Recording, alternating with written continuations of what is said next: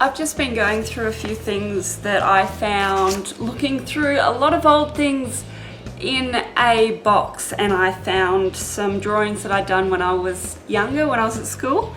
I just wanted to share a couple of the drawings with you. This, you probably, well, wouldn't know what that means. When I was younger, I think the last time this happened, I was about 10. I used to have these nightmares, scared the living daylights out of me. I was about 10 the last time I had a dream like this. It's really hard to explain. It's the same as anybody else. If you had a strange dream trying to explain it to someone else, like, kind of sound a little bit crazy when you explain what happened in the dream and everything. There was a couple of other drawings as well. I found it quite strange when I looked at one of the drawings, and I can remember exactly when I drew this and what was going through my head when I drew this. This was a drawing that I did at Christmas time. Just there. That is the Christmas tree, and you've got one present and then the other present that's smaller, and it's got the little arrow going down to it. The drawing of the small Christmas present with the arrow pointing to it, that was my Christmas present, and then the really, really big one, the bigger fancy one, that was my sister's Christmas present.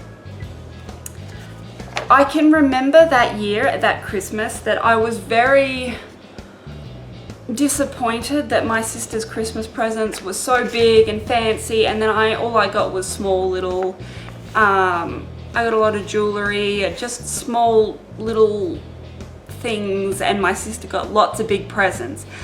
And then the other part of this drawing is at the bottom, just there, and me with the crying tears in my eyes.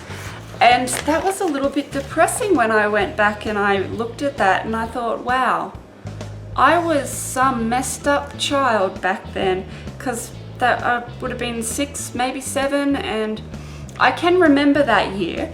I remember I watched my first horror movie that year when I was 6 years old. That was lovely. I watched the Amityville Dollhouse. My mum she rented it.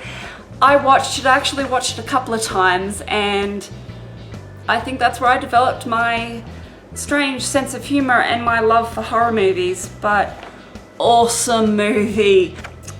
I'll put a link in the description below to a video of the movie trailer so you can see what it's about. I thought it was an awesome movie anyway. Another drawing that I found, this one really made me laugh. I think I tried to sell my mum. So my mum's for sale in this one, and you got the drawing of my mum there. Oh, sorry. There's my mum, and it says, "For sale. She loves you so much. She is a good cook." Jesus, my handwriting was horrible then. She spoils you. She is 56. She buys stuff only, it's either offer or often, or only negotiable.